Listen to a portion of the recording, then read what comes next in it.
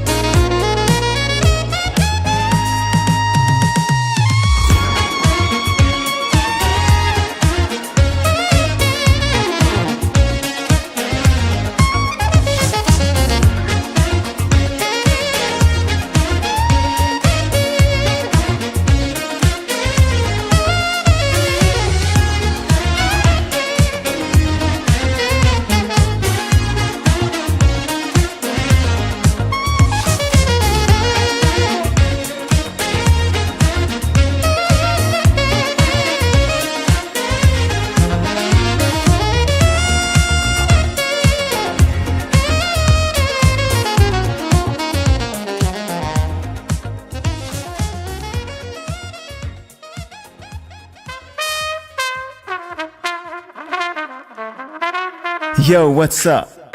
This is Johnny B, and it gives me great pleasure to be doing this track with one of my biggest influences, a young man from Jamaica, Queens, New York.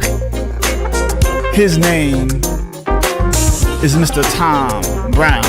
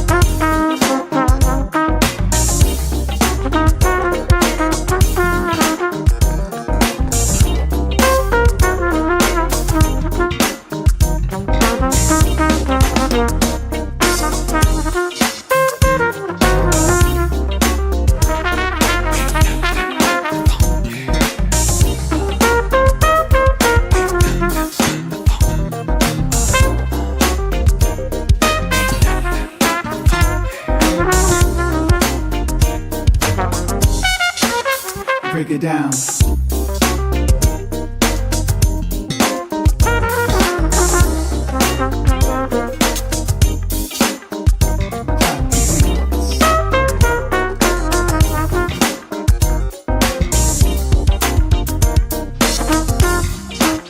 Tom Brown.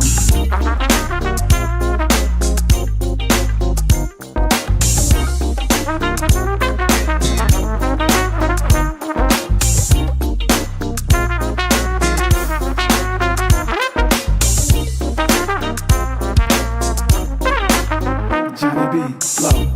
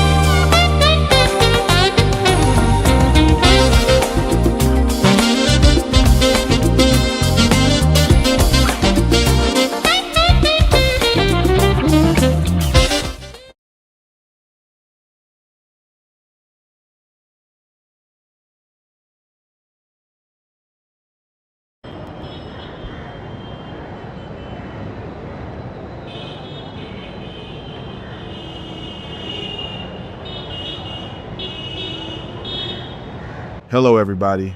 I'm your host, Gary Fuston, and welcome to GHP Radio, the Indie Live Spot. Thank you for tuning in. Hope your week is going great. Well, let's get something started. Are you ready? It's GHP Radio, the Indie Live Spot, with your host, Gary Fuston, with co-hosts CTK and Von Coulter. Are you ready?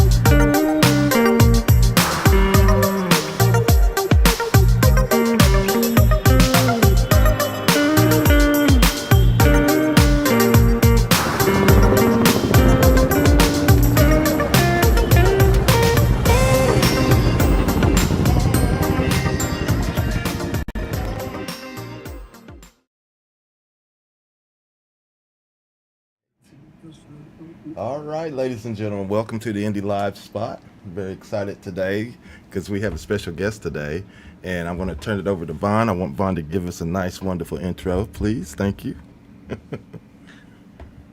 Well, Gary, once again, we are here to have our space graced by what I call a theatrical institution. She is a director, playwright.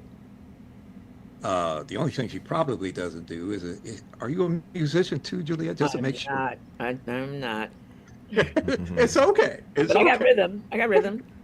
That's all. Hey, you are a triple threat then. If you can dance a little bit, yeah, you're in that category. Absolutely. So we have Juliette Jeffers here today with us on the GHP Live Spot, and it's a pleasure to have you here, dear. And once again, you have a full array of things that you have taken your heart's content into, and as an actress, director, playwright, you might be into the producing. Black side. strong black woman. Don't forget that title. Yes, That's yes. right. Strong black woman. had the opportunity to work on 21 Jump Street and show after show, and you're on another very popular TV show right now. Is that working with Stallone still? It's got so much energy. You know. Yeah, Yeah. Tulsa King. Oh, that's my show there. Tulsa King. Yeah, Oh, that's my Yeah. show there. yeah. So I play Tyson's mother. It's in the first 3 seasons. Look at it. That's so I can cool. say, man, she looked familiar. What did I see her? What did I see her? Right. Yeah. That's his mother, yeah. Mhm. Tyson, the wannabe turned gangster. I How know. about that? And now, You were great in that. Thank you. And I Especially when your husband almost got blown up. Oh, right. You was in it. I was mad. You wanted to I was smack mad. Tyson. I could tell you wanted to ooh. Yeah, Yep. Fantastic. it's so cool. Indeed. Yeah. Are you going to be back for the new season? They haven't called me, so I don't know. They will. They're going. I mean, they have him getting into so much trouble that I'm like, he needs his mama, right? Yes, he go. does. There you Yes, go. he do. Check in with his mama. Yes, he do. If y'all don't know, her acting son Tyson, he's a gangster that came up to be a gangster now. Now he's hardcore and stuff, and I know his mama is worried about him, and you don't even ask him where the money come from anymore. right, because we know. But that's a great show. That's a great show. It is a great show. Oh my goodness. Mm-hmm. Yeah. I tell you. And so we're glad and happy to have you aboard with us. And this is just the beginning today, because I know later on there's some things that, just kind of like talk about in terms of the industry and what's going on in it. And and your history in it, um, coming from the Caribbean, and so I think that's a story that needs to be heard. And you follow the footsteps of Sidney Poitier and Harry Yeah. Belafonte and Texas Tyson. Well, Cicely Cicely Tyson. Tyson, her family is from Nevis, which is where my family's from. Oh, Exactly. You Yeah. know, tiny little islands, and that's one of our claim to fame. We're like Cicely Tyson, you know. wow. I'm sorry. I'm still tripping off of Tulsa King because I'm just remembering her doing things. I mean, I watched that and watched that and watched that, and it's just a trip to me. I'm sorry, but good, it's just great to see you. It's great to see you. Oh, good. Oh, good. Yeah. So I've been on a couple of cruises. Where exactly does St. Kitts St. Kitts and Nevis. So St. Kitts and Nevis are sister islands, right? And they are in the Eastern Caribbean. On a clear day, you could see St. Martin. So I know a lot of the cruises stop in St. Martin, you know. Okay. So on a clear day, you can Right. see St. Martin. So that's how close we are to there. Okay. All right. Yeah. Good. And you made it to Brooklyn? No, there? Bronx. Oh, Bronx. And The if Bronx. if you know anybody Boogie from New down. York, you never get the Bronx mixed up with Brooklyn. Hey. Like, no. Well, I'm glad you told me that. Yes. Yeah, I'm from the East Coast. I get that. Yeah. Yeah, but right now, of course, like all New Yorkers are so united. It's a beautiful thing right Oh, now. yes. You know? Right, I feel right. like with I wore my Nick gear for 2 weeks straight. You know what I mean? Like just sporting from over here in LA. Yes. And I think that the beautiful thing about it is that so many people who are not Knicks fans were rooting for us. Yes, You know? absolutely. The You're right. importance of it and how much it meant, right? And like our city is just on fire right now, and I wish It I is. was there.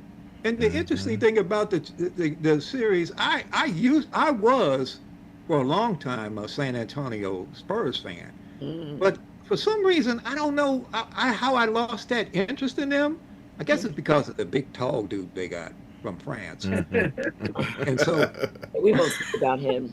But I just some reason I kind of lost interest in them. And the Lakers and Knicks share a lot of history because growing up in LA, that was my thing, and so I go back to when West and Chamberlain and Elgin Baylor were there. I mean that's a long time ago, and so but I just know that I pulled for the Knicks though, I really did, because they were in it and they were in it to win it. So And also, I think it really, the way they fought and never gave up was just a life lesson too. Like no matter how bad things look, they say don't give up before the miracle. You know what I mean? And no matter how bad things look, you can still make it through. Yeah. there you go. That is true. That is true. I love the way don't give New Yorkers a cause to get behind, because then everybody will get behind it. I love the way when the watch party was canceled, they showed this one dude who put a projection screen on a big building. It was just like thousands of people watching the game, and they created their own watch party. Yeah. That was cool. That was just totally cool. Yep. It's called a pivot. There you go. You know how to Yeah. pivot. The Gotta pivot. Yeah. Hey, CTK, your camera is not filling. It's not doing what, sir? It's not filling the screen. You're still up. Vertical. Oh, do I need to go up or down, or what do I need to do? Let's see. Widen your screen. There you go. Oh, There you go. You just want to see me do this move.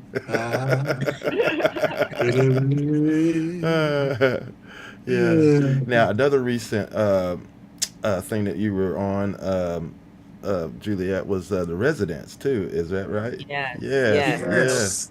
So The Residence, that's on Netflix. Uh-huh. And unfortunately, we only got one season, but it's still there streaming, so anybody can go check it out. And that was a great experience. Yeah. The Residence. The bird watcher?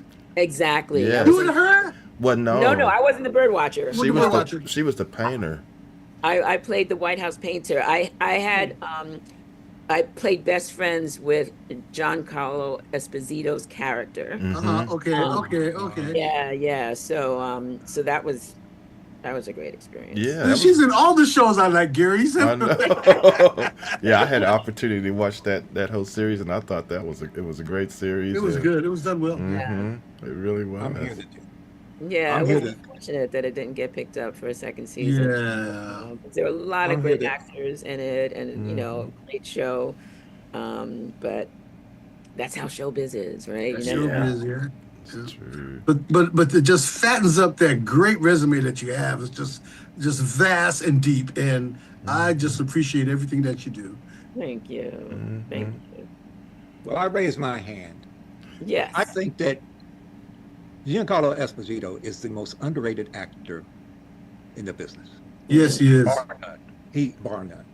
Yeah. You know, and from what I understand, I had a chance to work with Jeffrey Wright a few years back. Oops. We were shooting a film version of. It was called Boycott, and it was about the boycott of the buses in Montgomery. Right. And so he was, to me, they kind of like run neck and neck, you know, because both of them I mean, they just go there, you know, Yeah. and their professionalism and their guidance toward being real, you know, it is breathtaking, you know, and having to see Jeff in person and watch him, I was just kind of like in awe. you Yeah. know. I'm in awe of his work as well. Definitely. Yes, I and saw I feel him. the same way I saw about him off Broadway. Don Cheadle as well. Oh, Don Cheadle. Yeah. Yeah, Don is another one like that, you know. Mhm. And so I just kind of like, you know, as actors, you just kind of watch, you know, you know. So you were in the theater, and I used to have that same connection with a lot of local actors here in the city, and so, you know, you learn a lot behind the curtain because when you watch them perform, the reality of who they are and the character, it disappears, and then who they are as a person takes over, you know, and you'll find out that through that you can see the honesty Yeah. and integrity of their work because they don't miss a beat. And you know, as an actor working with some of these actors, these greats, right? It's really interesting. It's all informative, right? Educational, but it's interesting to watch their process. Everyone has a different process, but Oh, everybody does, yeah. right? Yeah. Because sometimes you have people who can, you know, in between takes, they're joking and laughing, da, da, da, and then they say, "Okay, action," and then they, you know, Snap. Snap, Right. yeah. Yeah. Yeah. I know I don't work like that. I mean, it depends on what I'm doing, you know. But if Right, it's right. an emotional scene or whatever, I need to be like focused. I need to be doing my thing. I'm not chit chatting, having coffee, you know, right Exactly. before they say action. But it's it's interesting to see everyone's process and how they get there, right? And Right. and so that's I've learned so much just from being on sets, you know. That's awesome. Did you as where you were, because I know the difference between film and theater, and one is an immediate reaction, the other you get nothing back from that camera.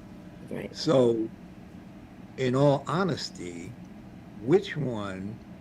Well, I think that it's kind of like elementary to even ask that question, but because Ask it anyway. and you know, I guess it's because when I had the opportunity, I was truly blessed in doing this work.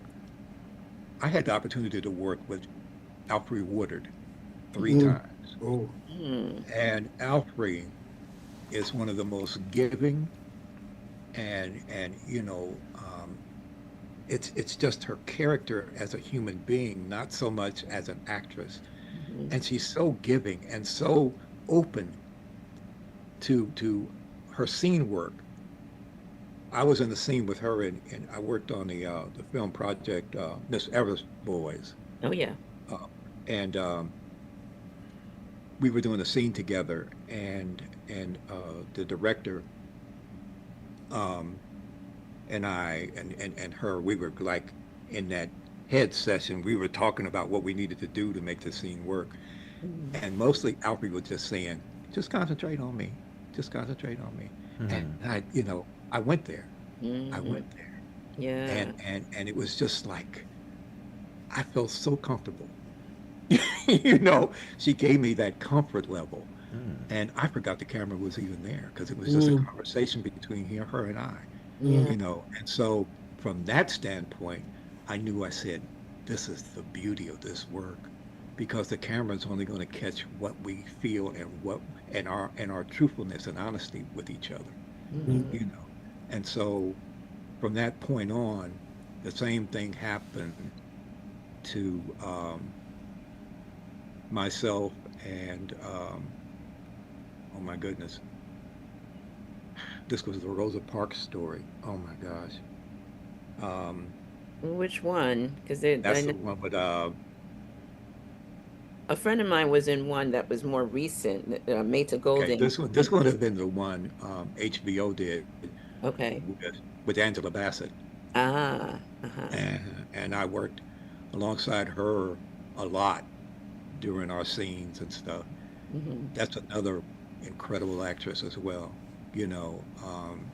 And we had that same relationship because she played Rosa, and I was E.D. Nixon, Mm-hmm. who was the head of the NAACP during that time. And so there was that connection that we had. And I'll never forget the time. It was so funny. Um, we were doing the scene at the church, which we didn't use Dexter Street Baptist Church at the time. We went to another church right around the corner from it. And we were in the foyer of the church getting ready to do the scene going into the church Mm-hmm. during the speeches that by Dr. King. And I had just worked, she was talking to me about, I didn't know how to say hello to you. And I looked at her and said, why? What did I do? And then she said, no, I mean, uh, Alfred told me about your performance in Funny Valentines. And I didn't know if you were like that for real. Uh, Because my character was a real a-hole, And mm-hmm. I'm like, what? you know? And it just dawned on me. And that, to me, I felt like, oh, wow, was I that bad? you know, Right, right. you No, you're know, just that rememberable. That's all. was a badass. That's, my character was that. And I felt like, oh, okay. No, that wasn't me for real. Yeah. I'm in a different character now. I'm E.D. Nixon, so you're in safe hands. I'm not going to jump on you right here. But Yeah. it was just so exciting to know that, I was there with somebody who understood the work I was putting out, and she just enjoyed it. And I said, wow, okay. So, Yeah. sometimes you kind of just, but you could, to me, it's like, to me, the whole process is just work. It is work. Mm-hmm. I can only say, CTK, Gary, you guys are musicians, man. It's work, Yeah. and you want your work to be right. Yeah. You want to put all what you have into what you're doing. And, it's not like you can just stop and have a conversation with somebody. No, it's not like that. It's Right. an individual, isolated, uh, uh, uh, uh, um, what is the word I'm looking for? It's concentration.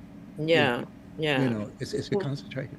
when you were talking about how giving Alfie Woodard was when you worked with her, hmm um, she that can make all the difference in the world, as an actor when you're working with someone who's actually there for you and hmm giving, because especially, people who are considered stars, right? Right. Not all of them are that way. Oh, And, yeah, I right. know. And so you gotta do your own work and figure it out. But when you, Right. especially if you're a little bit nervous on the set or whatever, for them to like sort of set the s- the tone, right? hmm It makes a big difference. It It really does. does. You're right. That's right. great to be able to experience. I had one of those alone moments when the director, um, um, God rest his soul, Joe Sargent, he and Mm. I were sitting together and we were talking about the scene where um, in Miss Evers Boys, where my character had to unlive himself Mhm. Mhm. and in a scene, and so my character was, he sharecropper in the scene, and there was where he was relying on, those old remedies that those people were into in order to get better at what they were dealing with. Mhm. And of course, my character had syphilis, and so he and Miss Evers had that conversation. That was a scene between me and Alfred, and she didn't know what I was going to do when I put together the scene of my death, Mhm. Mhm. and nobody else knew about it. In fact, of the two scenes that the characters that were in Miss Evers Boys, other than a Famo, I mean, no, not a Famo, but Obaba Babatunde Absolutely. and Lawrence Fishburne. There were Mhm. only myself and another actor in it. We were the only two that actually died. Mhm. But the thing about it was nobody knew what I was going to do. And my character drank a concoction of turpentine and soil from the earth, dirt. Uh-huh. And I just went into this frenzy. And whatever happened to me physically. I went there. Mhm. And at the end of the scene, everybody was stunned and they were looking at each other. And and Joe Sargent came over to me and he said, I don't know what you were thinking about, but you were on point from Nice. that point on. And I didn't know Fishburne was standing in the corner behind one of the scrims, and he said, "Yeah," you Mhm. know. And I just I didn't have much to tell him. I said I just went there, and he said, "Yes, you did." Bright Nice. moments, Vaughn. Those are bright moments, bro. Right Oh, moments, yeah. and you just They're surreal. Surreal. Mhm. You're lucky. wow, You're lucky yeah, to experience that. And I mean, yeah, those actors and musicians, those bright moments, they're far and few in between. And when Yeah. you experience them, it's like you're in the nexus. Right, right. You're in the zone. yeah. you're in that You're in the zone, and zone. You're in that zone. Yeah, yeah, it's crazy. But I totally get it. I get you. and so I just, you know, I'm still in it, but I'm not in it, Mhm. because now I'm into another world where I'm more about the culture of what we have done as a people, Mhm. um, and just marvel at our success. It doesn't have to be acting, it doesn't have to be music, it doesn't have to be any of those things. Mhm. It's what we've just been through as a people Yeah. and how we have manifested ourselves in doing things beyond everybody else's recognition. Oh, yeah. That is the beauty of who we are as Mhm. a people, you Yeah. know, and they're still scratching their head.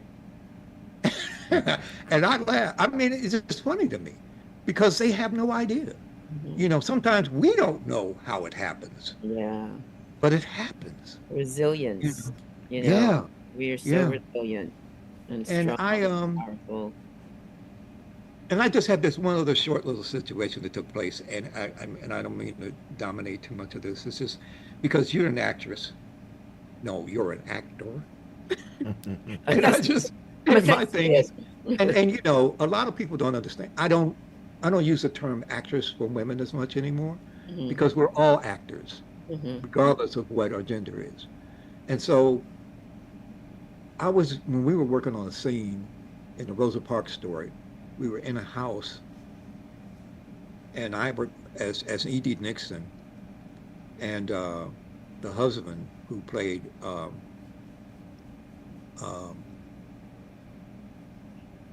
Rosa's husband. Mhm. Uh, I think his name was, oh shoot, I can't think of his name right now. Peter Francis something something. He had like a three name name. Mhm. But Mhm. Peter Francis played a husband, and it was a scene where Rosa got arrested. And I was in the kitchen with Cicely Tyson. And the blessing came with, I worked with her 3 times. And usually that don't happen. I can't imagine anybody that's worked with Cicely Tyson 3 times. But I just said, okay, I'm good with this. I'm good with this. I think she remembers me because I worked together with her on Mama Flora's Family, A Lesson Before Dying, and this is the third part, the triple play I just did with a Rosa Parks story. So then I had to come into the kitchen, and I reported to Rosa's husband that she got arrested. So he reaches into the hallway, grabs the telephone, he looks at me, and he's got that expression on his face, get her out. And so I'm standing there, and I get the phone, I'm calling, and I tell him, this is E.D. Nixon, and I'm the chairman of the NAACP, and they hung up on me. I kind of cussed a little bit because I got a little irritated by what they said. They hung up on me. And so I had to go outside and kind of catch them, not be mad about it. And at the time, Cicely was sitting on a little concrete bench, but she wasn't in the scene. And I was standing there kind of like getting myself together to go back in the house. And she said, come here. I said, and I'm looking around and I'm like, she said, no, I'm talking to you. I said, oh, me? And I walked over slowly to her and she said, come on over here, sit down next to me. And I'm like, oh, Lord, is this really happening?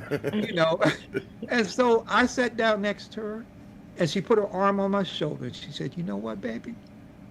I remember you.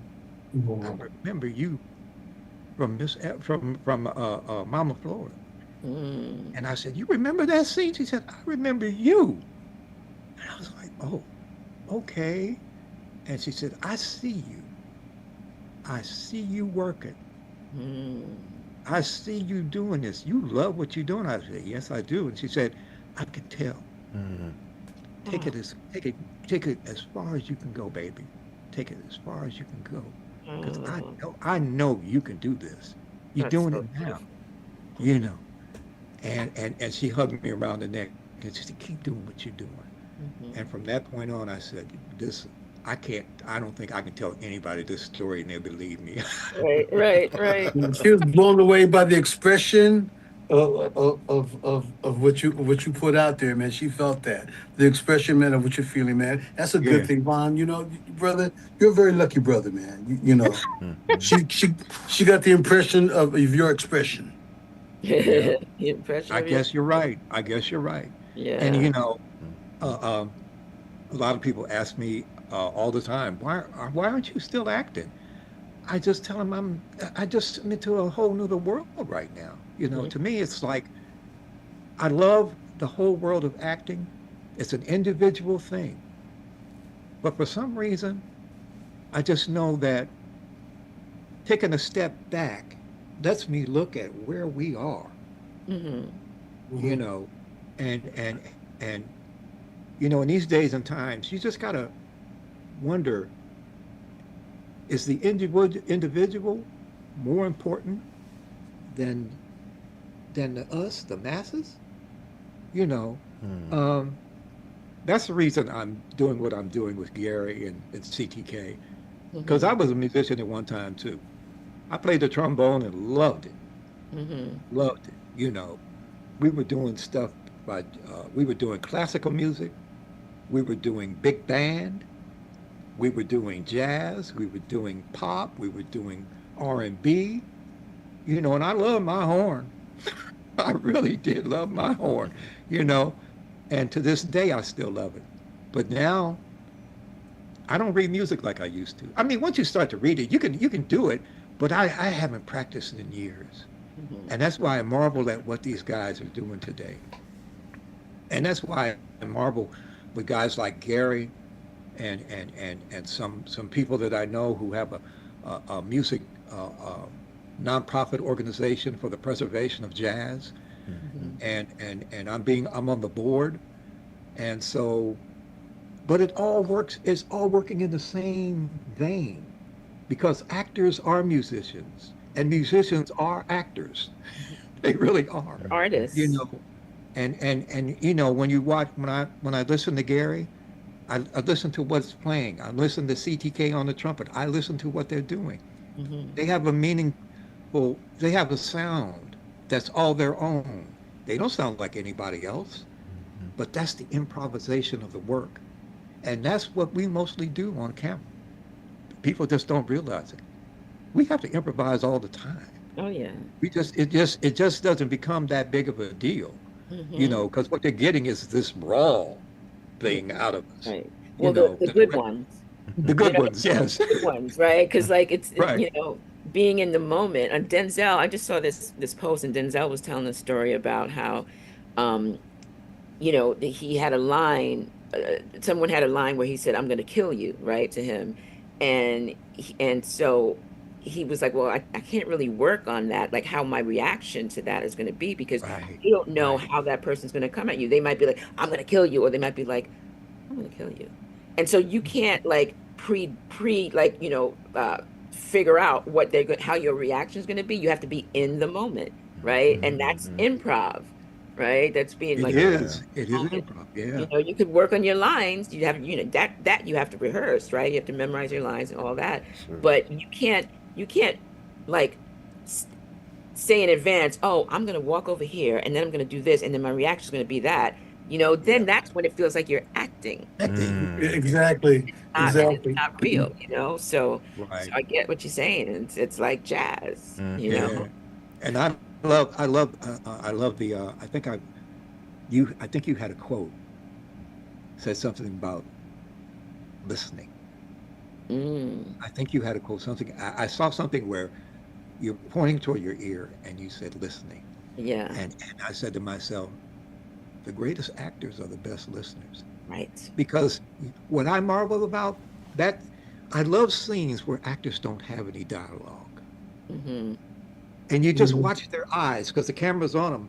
Yeah. And you just gotta wonder, what are they thinking about? And see, what they're thinking about shows on their face. But Yeah. that's word. You Yeah. know. You know just who, one of dead my, quiet. I'm sorry. Yeah, You know who go one ahead. of my favorite actors who used to do that all the time, just reacting without even speaking, was your boy that played Cisco in Deep Space Nine. That brother, he had a lot of scenes where he didn't say no, it was all looks. Okay. It was looks and direction, and that was commanding in itself. And when Juliette was talking about you don't know how the lines are going to affect you when they're thrown at you. Yeah. There was one story about Denzel when he was doing Training Day, and that's that iconic line that said King Kong ain't got shit on me. He did that just out of nowhere, and when it was done, the director said, "Damn," just like you, Vaughn. The director said, "Damn, where'd that come from?" And Denzel said, "I don't know where that came from." But like Julie says, it's the delivery and the way you receive it and return that improv. You know, Yeah. this is a queen right here, very experienced, and she knows that she's been there. Absolutely. She's been there. You know, to recognize that you're talking about the arm around your neck head thing. I felt the same way when Kevin Tooney put me in the headlock. He heard what I was playing. He put me in the headlock and said, "You're gonna do this. You're gonna do that. You're gonna do this. You know, be specific in what you want." He taught me that. You know, Yeah. but yeah, I get those moments, and they're rare, as I say, they're bright moments, man, and we're very fortunate to have them. Right. And you know, the person that I didn't have a conversation with during that time when we were working on Miss Everett's Voice, I wanted to sit down with Joe Morton so bad. Oh, Joe is breathtaking.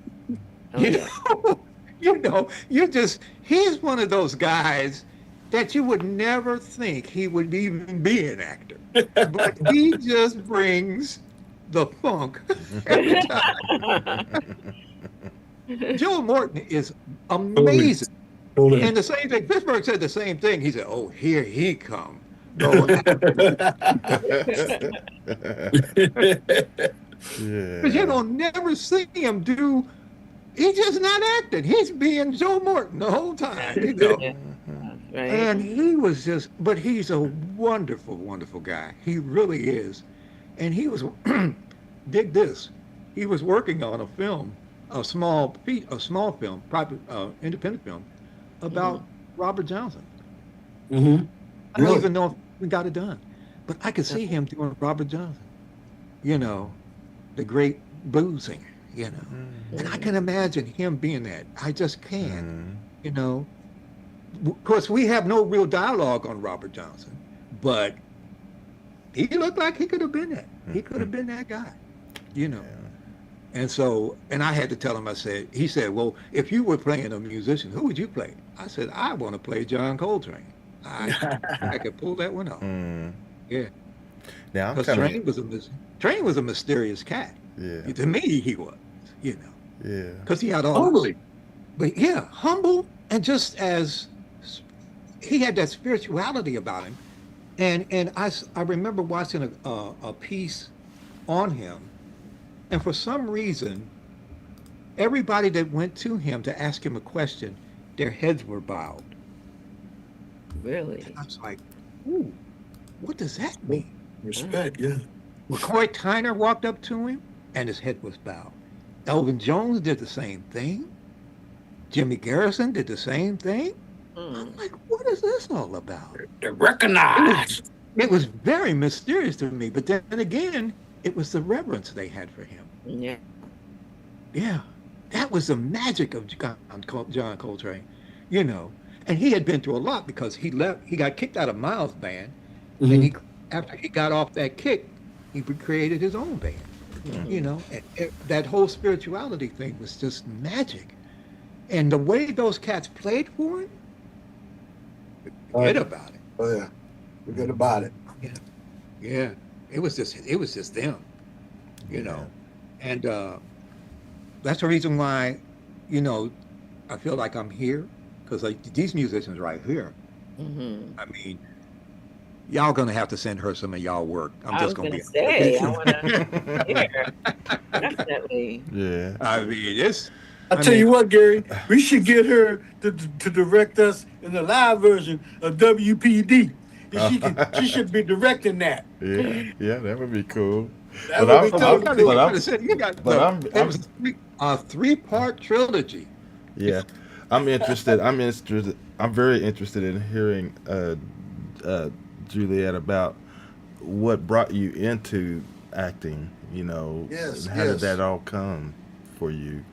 Well, being that you're from the Caribbeans and all that. Yeah. My father acted. I mean, he didn't do it on a professional level, but he was, you know, he acted in plays. He wrote, he sang, he was a musician as well.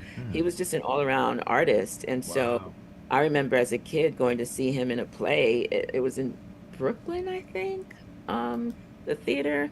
But I think, and it really wasn't, like, I think it was on a subconscious level. Like I didn't go and see him in the play and go, "Ooh, one day I want to do that." I just think that it planted a seed for me, right? And then, you know, and then watching TV, I felt like I wanted to be on the TV, you know what I mean? Like, and so I went to the High School Performing Arts, which is the Fame School. Oh yeah. Right? And so once that started, then I knew, okay, this is what I'm going to do. You know, for sure. I fell in love with it. And even when I went to college so that I could have something to fall back on. But I knew once I graduated that I was going to pursue. So pretty much once I graduated college, I went out to LA, you know, pretty much after that and then started, you know, that road. Wow. And, yeah. And I'm still here. Yeah. I love it. You did a lot. I mean, because I was looking at some of your background too as well, and I do, you know, besides the films and the shows, you were also involved in a lot of commercials too. Is that something common for actors when coming up? You know, kind of. Yeah. It's definitely I don't know many actors that say, "Ooh, I want to be a commercial actor." You know, Right. I don't know many actors that say, you know, 'cause when I grow up, I want to be on commercials.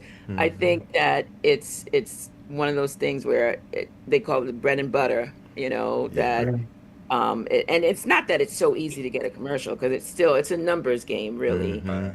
But if you get a good commercial, it can definitely help pay the bills. Um, Absolutely. yeah, yeah. Yeah. There was a point where I was on a run with, you know, a 4 year period where I had like maybe I averaged about 7 national commercials a year, and Wow. um and that was a lot of fun because you know, you get these residual checks and it'd be like Christmas every day Mhm. because Mhm. you don't know when it's coming in, Yeah. right? And so Yeah. it's like, oh, look at this. Oh, I got yeah. $5,000, you know? There you Absolutely. go. I love So that. yeah, so and I still audition for commercials now, Mhm. um, too, you know. So Yeah. Let's not forget a commercial blew up Tyrese. Remember, he was singing about Coke on the bus, Oh and he yeah. just blew up after that. Yeah. Yes, It he was did. over right. after that. That is Yeah, you that never is know. You that never is know. You true. never know. Now you also have a like a kind of some is it something like an acting workshop or So Mhm.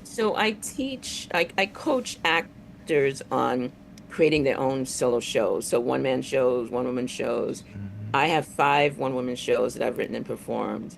And I just fell in love with that whole world. You know, that's the theater background, right? Yeah. And and so I coach people to create their own stories and share it, and I direct them.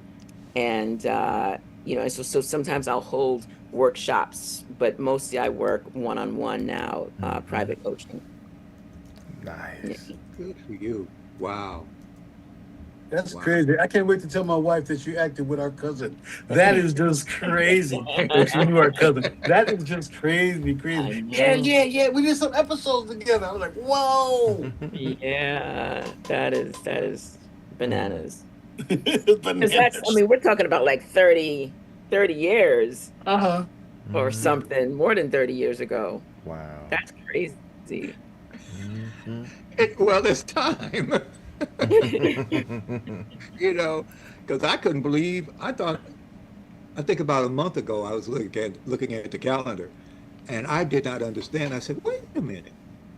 And I was looking at somebody showed me sent something to me. Oh, I know who it was. It was Tom Gossam, who was in Miss Everett Boys with me. Hmm. And I was looking at the calendar, and I said, "Okay, we did this back in when?" And it's been 30 years, Yeah. you Yeah. know. And so it just kind of like grabbed me. I'm like, what happened? Where did the time go? Time It flies. just really tripped me out, It does. Wow. And I told him, I said, I didn't talk to him about it, but I said, you know what? We ought to have a reunion. I Hmm. think that would be great. But then Yeah. again, who's going to show? I don't even know what people going to show up in Atlanta. No, probably not. I couldn't imagine. But you know, you never know.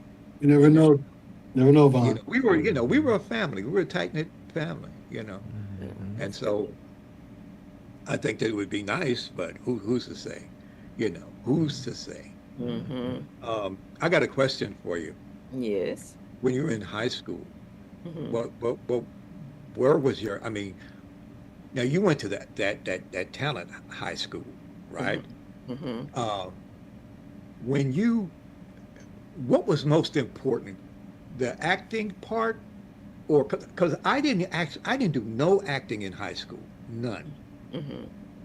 My focus was I took part in speech tournaments, the National Forensic League, which was a speech tournament organization where high schools would have students to go and compete against each other in different categories, Hmm. like extemporaneous speaking, interpretation, whether it be humorous or dramatic, sales, and all kinds of different, aspects of speaking. Uh-huh. And so my teacher gave us these monologues to do, and I was kind of like I don't know if I want to do this. And she said, oh, no, you'll be great. How do you know I'll be great? You know? And the thing that bothered me is like she gave me this book about, the stories of Mark Twain. So I was doing Huckleberry Finn and all that kind of stuff. And I wasn't really getting nowhere with it. And then she gave me the monologue, which was one of my classmates, he had first, and she gave it to me, a monologue of Howard Beale from the film Network. And I remember the movie, which really blew me away. And this was the Peter Finch character. I'm as mad as hell. I'm not going to take it anymore. And so that was the dialogue. So I memorized the script and everything. And I was, competing against all these like real grade A students and stuff like that, and had no idea what I was doing. But I thought I was good as long as I didn't not memorize what I was doing.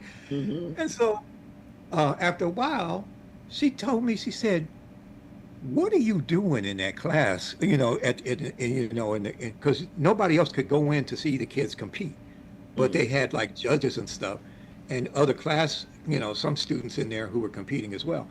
And so she said, "What are you doing to that script?" I said, "What do you mean? What am I doing?" And she said, "How are you performing it? Are you irate? Is your character going on?" I said, "No, I'm just standing up there, just giving them the dialogue, quietly, under control. I'm not trying to be Howard Beale." And she said, "Really?" She said, "Because you're getting all ones, which is your picket fencing. All ones means you're top of the line in your competition." I'm like, "What?" And so from that point on, she said, "Just keep doing what you're doing. I'm not here to scare you. Just keep doing it." And so I did it, and then I went to the finals, and it was me and two other people, and I did it the same way. And what I was doing was internalizing everything. I had no idea what that meant, Right. but that's what I was doing because Yeah. I didn't want to be who Howard Beale was. I wanted to be opposite of that and see what happens. So I was coming from it from an emotional standpoint, like I was desiring the people to listen to me from a more controlled standpoint. And Howard Beale had some great dialogue, and then I ended up missing it by one point, and she said, "That was amazing. That was amazing," because she had no idea this was going to happen. And she said, "You keep doing what you're doing. Just ride on that, and you see where it takes you." I had no idea where I would be at, none whatsoever. And so from that point on, I went to college and stuff like that, junior college, transferred to Morris Brown and HBCU, and was studying, taking classes at Spelman College in their theater department because Morris Brown didn't have one. And I met some of the students there, and I don't even want to go through the whole details about how Morris Brown was looked at as far as like Spelman and Clark, Atlanta, because we were kind of like the doorstep school. We were on the outskirts, but we were this small college, right? But we were the first college, the first all-black university in Atlanta. And so we were competing against, not really competing, but our marching band, which I was a member of their marching band at Morris Brown. And so everybody was competing against each other. And so I ended up taking acting classes or theater classes at Spelman. I didn't really like the whole part about the history of theater. I think I saw enough of it on television. So I ended up leaving school, and then I went and studied with this lady in Atlanta. And she was out of New York. And she was like, she taught the method. Now and the thing about me is I knew all about this stuff before I started taking classes from her, because I studied watching Paul Newman, Marlon Brando, anybody and everybody that was in the actor studio in New York. I did my homework. And so I knew about them. I knew about the history of the actor studio. And I went with her and I took off from there. And so that was my first bit of study. But What was the question though? You was getting ready to ask her a question or something. Yeah, about I high was waiting for school. the question too.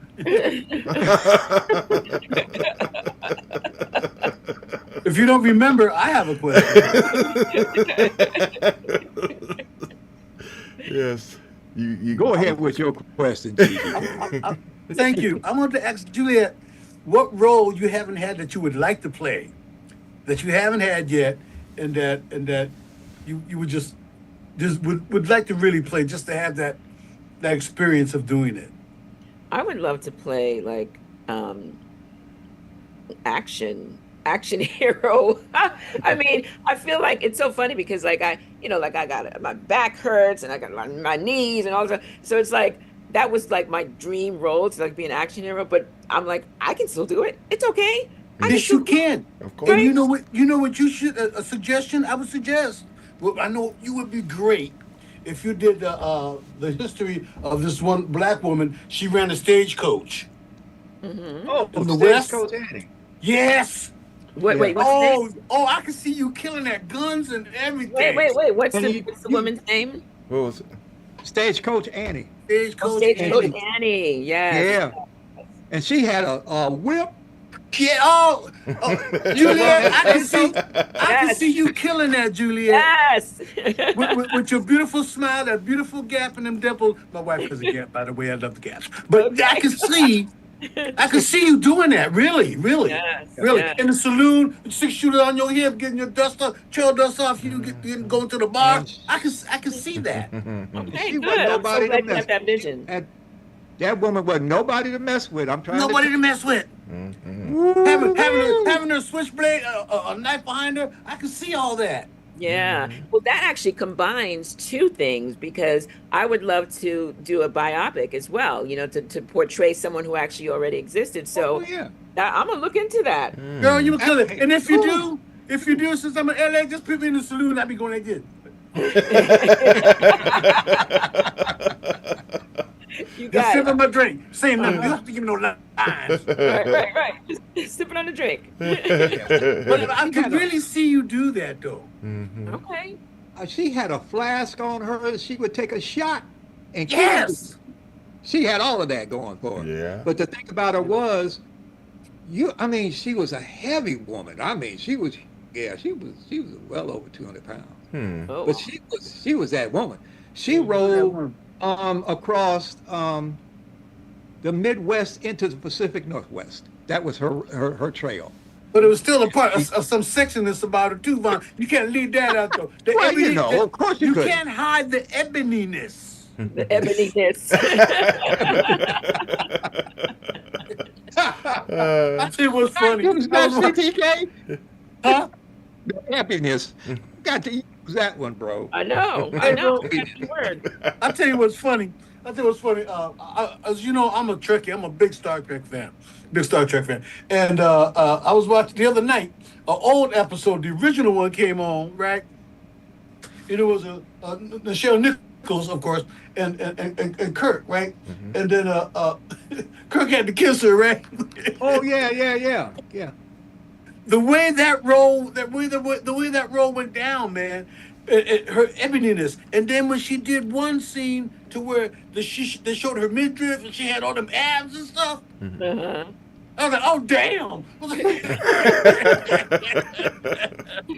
But that kind of action thing, I can really see you doing that, Juliette. That's just crazy though. I can really see you doing that role and be so believable. Yes. Thank Yeah. you. Yes, indeed. I love it. Ooh, CTK, you done gave me an idea. I'd love to see that one too, bro. Oh man, wouldn't that be tight, man? It would be Shoot. oh my goodness. What? Me and Gary could be musicians in the bar. He got the banjo and stuff, you know. Yeah. Now I Horn in do. there, you know. Von being there with the trombone. Yeah. Yes, sir.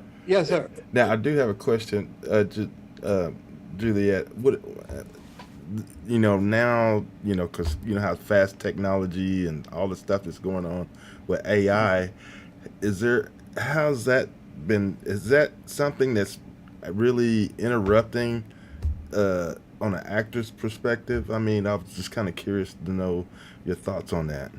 Well, I mean, not in this moment. I mean, we Mm-hmm. see it, but I feel like, I mean, we're protected a little bit from with our union, but Yeah. that is something. I mean, you know, it's like I understand advancements and I understand all that. Like AI is here to stay, right? It's not Mm-hmm. going anywhere as much as we Mm-hmm. want to fight it. And there's a lot of good, but to me, it's like, don't replace my likeness. Yeah. Don't Yeah. replace my likeness. It's Mm-hmm. just, it's not, and it's not the same. You can tell. You can tell Right. when Yeah. something's AI. You Yeah, you can. can. I mean, my boyfriend was telling me one time he went to a concert. He brought his son to a concert. His son is, underage, so he brought him to the concert, and he said, "Okay, I'll go to the concert with him." And I remember the artist; it was a rapper, Yeah. and he said that the rapper was just he wasn't performing to the audience. He wasn't like, "Hey, LA, how you doing?" He was just singing the song, Uh-huh. right? So it was almost like he didn't even need to be there, Yeah. right? And Yeah. I think that Wow. and so when you think about like AI in music, right? Mm-hmm. Um, I think the younger generation, I wonder, you know, how they are responding to that because, we love to hear, original music, original singers, da, da, da, but I think that they're really responding to these AI artists, Mm-hmm. um, and that's a problem. Yeah, it is, Like isn't it? that, I don't. I Yeah, can't. I'm with you, lady. I'm with you. Okay. Yeah, I can't get with that. Mm-hmm. Mm-mm. Awesome. Yeah. Awesome. It's sad. And I remember I was at a seminar, and I a program, and I'm the program director and the music director of a radio station Mhm. that I have here in Atlanta. And so I was with our engineer, and what we were doing was playing two comparing. We asked the people to compare what they hear, and we had Miles Davis playing all blues, AI Mm. versus the real thing, the recording, the actual recording. Mm-hmm. And we sat there, and it was no contest whatsoever, Mm-hmm. because I said the quality of humanity shines brightly.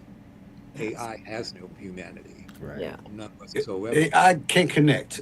It can't connect at Mm-mm. all. Mm-hmm. Mm. You knew Miles when you heard him. You knew Hmm. Train when you heard him. You knew who Cannonball was when you heard. There was no comparison whatsoever. Right. Mhm. And at that point, I said, this is not going to work. I don't care how much more they try to do to scientifically match that up with somebody that actually played the instrument. Yeah. I just don't see it. You You know, might have to do what they're doing now, Juliet, which is copyright your voice so AI can't take it. right? New ways to protect yourself as an artist Hmm. are emerging, Yeah. and like you said, the AI isn't going anywhere. However, there are ways to deal with it, you Mm-hmm. know, Right. and ways to fight it. Mm-hmm. But we appreciate what you're doing, and it's just an absolute pleasure to have you here today and discuss these things with us. Mm-hmm. And please get that beefy roll. Get that. Get that. I'm gonna look Get it up. that. I'm gonna look it up. Yeah, yeah. Get that. Mm-hmm. Do you have Yeah. any future projects on the horizon that we could be looking for? So the short film that I recently directed, right now, it's going through the festival circuit, and we got I got an award for best first time filmmaker at Ooh. Cannes, Diversity in Cannes. Wow, how Yeah. about that? Yeah, so that was pretty cool. And so now I'm starting to write the full length version of the film. So Mm. that's what I'm hoping to shoot, next year. Mm-hmm. Is the full length version. And just then there's just so many other ideas I have and things that I'm working on in Yeah. terms of writing because like I said, if I sit around waiting for the phone to ring, I'll be sitting forever. Yeah. Yeah. So True. so I Yeah. gotta just, keep it moving and keep being creative. Mm-hmm. That's awesome. Okay. Looking forward to seeing some of the upcoming things that you have coming up. Should be Thank. awesome. Oh yeah. Mm-hmm, Thank. mm-hmm. Yeah. Well, it was really great chatting with you guys. I was like, before I came on, and I was like, oh, they having a party already. Like, you Yes. know. I'm going to say, you don't know? Hey, man. No, actually, by all standards, we've been pretty tame today. At least I know I have. But see, because I meant me, but yeah. Right. But there I said it. Okay. Yeah. Uh-huh. Well, it's certainly a pleasure having you on today, and I want to thank Desiree as well. Yes. Shout out to Desiree. We love her, and I'm just looking forward to whatever you have coming forward. Absolutely. I enjoyed, like I said, I did get the opportunity to watch your acting on The Residents. That was, and like I said, I found that whole series was very, very cool because it kept you wondering throughout the whole thing. Oh my goodness, yeah. It did. It did. Especially the president's mother. Uh-huh. Yeah, right. That wild woman is, Uh-huh. and that sister that was hitting the alcohol. Oh yeah. Oh yeah. Oh Oh, yeah. yeah, yeah. She was good in that though. She was real I good. don't In know. That might look. All that might be going on now. We don't know. that. Of course. Yeah. But anything you want to share before we leave today? That's it. Just, Okay. like I said, really great chat with y'all. And Yeah. I'll keep you posted on what's going on. All right. Right. Awesome. That's what I'm Awesome. Well, talking thank about. you so much. And continue doing your stuff. It's just awesome. You keep it up. Keep Thank it up. you. I will. All right, right. everybody. Well, I want to say happy Juneteenth to everybody, and everybody out there celebrating. Just keep it safe and enjoy the rest of your weekend. And thank you for tuning in today on the Indie Live Spot with our guest today, Miss Juliette Jeffers. Thank you for being here.